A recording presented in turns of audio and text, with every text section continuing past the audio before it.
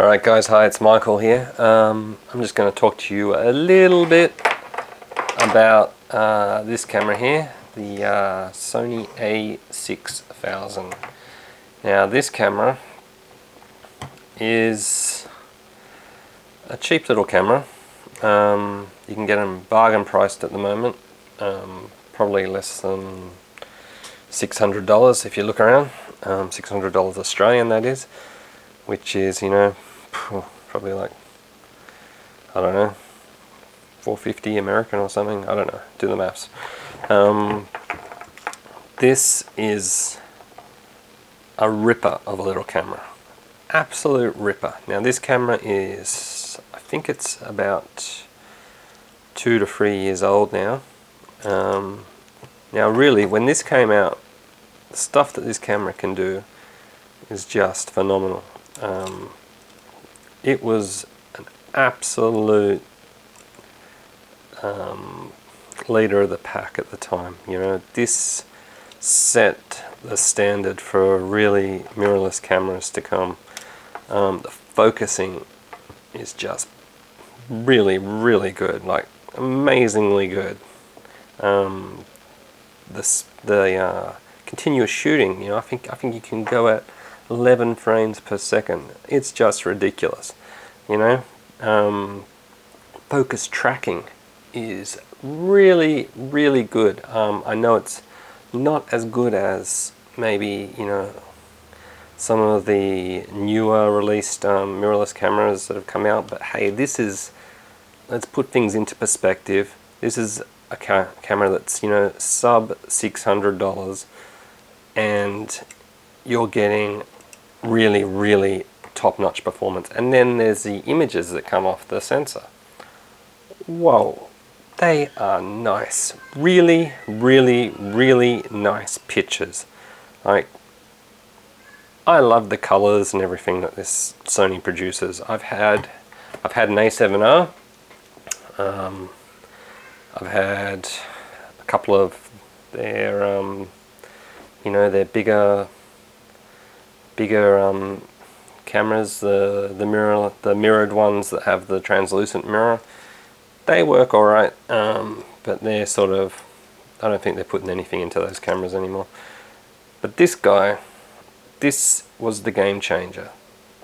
This thing is just phenomenal. I would highly recommend this to anybody who wants to get into photography,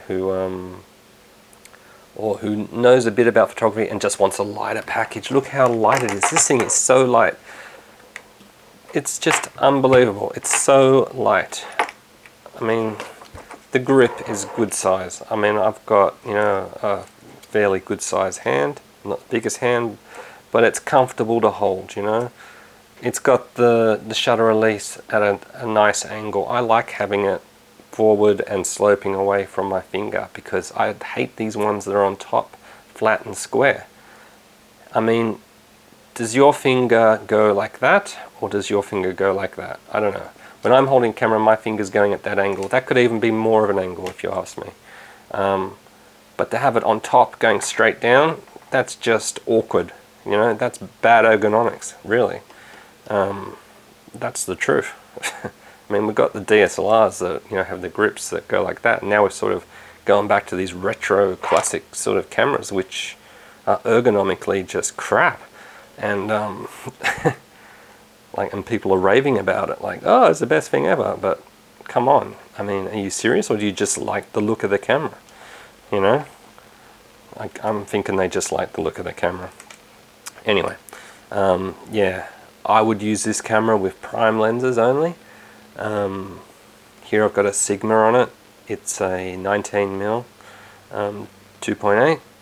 It takes great photos. It's like a $200 lens. It's cheap ass lens, and it takes nice, clear, sharp, contrasty photos.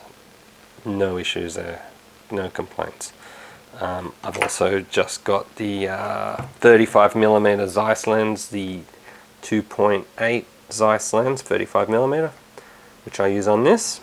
Again, great punchy lens. Like, wow, you're gonna be happy if you buy that lens. Like, it's bloody expensive for what you're getting for that sort of speed lens. It's a lot of dough, you know, it's around $600-700 Australian, but you know, it's top notch. It is a good lens, even though it looks, you know, like a bloody, like a $300 lens. Like, you really wouldn't want to be paying more than $300 by the looks of it. But yeah. Then I've also got the 50mm 1.8 optical stabilized lens, which is just a great portrait lens on this camera. You know, you can open that lens up and shoot, and you will get stunningly sharp pictures, like really, really sharp. And you know, like, I'm going in and looking at eyes and stuff. Talking about eyes, eye focus on this, what a crazy thing, like, unbelievable. It works so good. I know there is eye focus on other cameras, and I've used them, namely the Fujifilm. They don't work as well as this. This thing nails focus.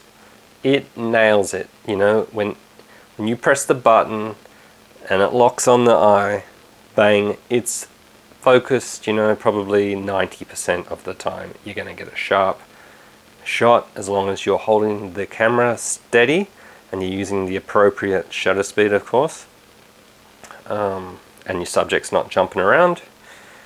Okay, you're going to get beautifully sharp portraits with this and eye focus. It will just rock your world. Like, you don't need anything else.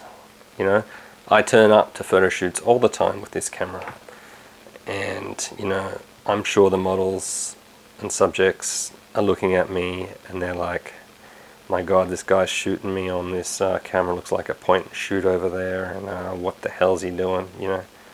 But I tell you what, when I send them back the photos, I'm getting thank yous, and the photos are amazing. I love the photos every single time, and I tell you what, I love the photos too. They are just great. This is really my go-to camera for just about everything, except for some special, like people photography. This is my go-to camera. I wouldn't do a wedding. I have done a wedding actually with it.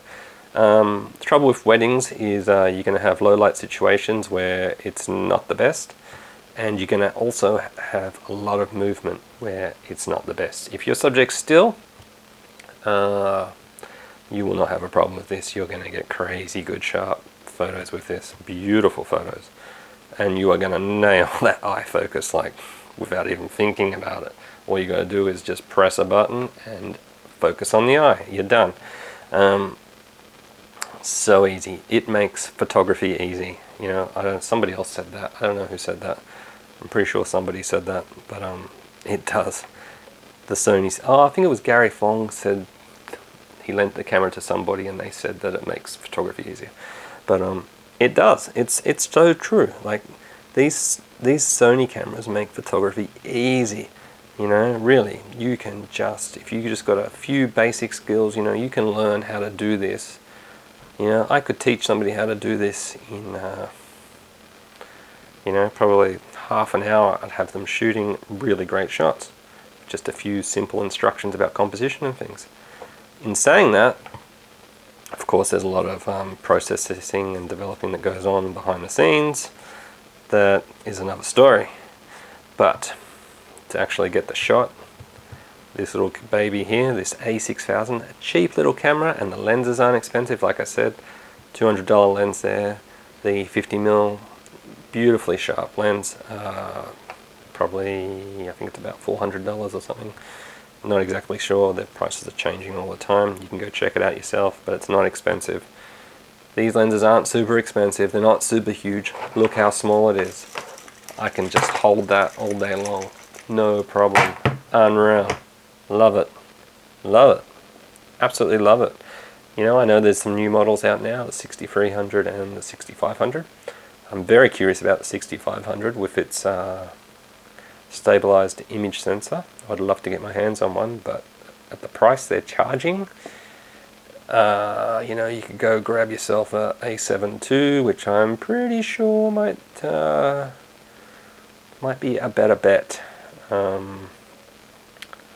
then again, maybe not. You know, I've used the A7R, and compared to this, I'd rather this one, honestly.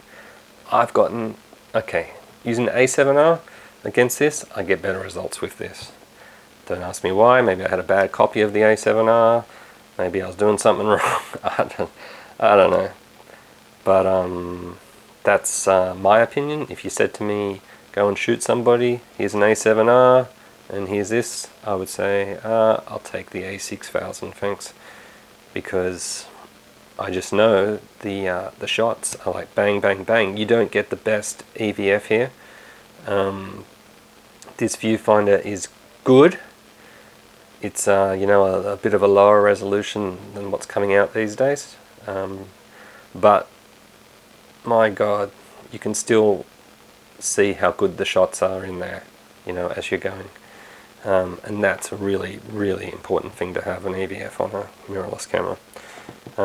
Yeah, love this camera, and that's my little wrap on the a6000. I give it a highly recommended. I know a lot of people disagree. I don't really care. This is my opinion. I'm shooting people mostly. Okay, take that into account. I'm not shooting, you know, dogs running in the park and, you know, landscapes. I do shoot some landscapes, but not a regular thing. But like my thing that I like to do is, you know, a bit of street photography, a bit of people photography, mostly people photography. So, you know, I'm really concentrating on the people shots, and for that, this is my favorite camera, I'd have to say. Yeah. Focus tracking is really good. The other day I was shooting a girl running in the park. She wanted some active wear sort of shots. So she was running, you know, like a slow prancing sort of jog through the park, and I was sort of trying to shoot her. I put it onto continuous focus, and wow, I was really impressed. Like probably out of 10 shots I would get, doesn't have the biggest buffer either, by the way, so you probably fill in the buffer up after about 8 or 10 shots, but after about, probably out of 10 shots, I would say you'd get 7 tack sharp ones. Now, some people say, oh, they're not all tack sharp. No, they're not all tack sharp. But I'll tell you what, I haven't used any camera that will give me all tack sharp photos, you know. Possibly the new, I haven't used the new D500, which is meant to have phenomenal tracking, and I haven't used the new Fujifilm X-T2, which is meant to have unbelievable tracking as well. So I can't vouch for them. Maybe they do grab every single shot perfectly sharp. Maybe they don't. I don't know. But I'm saying, for a $600 camera, alright, let's put things into perspective here. You know, we're not talking about a, you know, how many of these could you buy for a Fuji X-T2 with a lens? You know, this kid here, we're talking about, you know, $800, alright? Fuji X-T2 in Australia, I'm looking at $2,200 for the body, and then probably, you know, throw a lens on it. You know, a similar sort of 19mm lens, you know, probably up for 4, 5, 6, I don't know. You're probably up for $2,500. So we're looking at around 3 times the price. I could buy 3 of these cameras, you know, or I could buy this camera and have a huge amount of change left over to buy some other nice gear. You know, like some nice lenses, some nice flashes, some nice light modifiers, some stands, all that good stuff which will make your photography great, alright? Whereas having the best camera will not make your photography great. It's just gonna give you a nice camera at the moment. And don't forget, there's gonna be a new one next year. But anyway, this is one camera that's stood up well over time. And I highly recommend it. I love it. I love the results. Yeah, I'm very happy with it. Haven't seen anything that sort of outshines it so well. Perhaps a Nikon D500. I would like to try one before I bought one. I don't know how it would go with the eye focus, if it can even do eye focus using, you know, through the mirror, of course. I don't know if it does that sort of thing.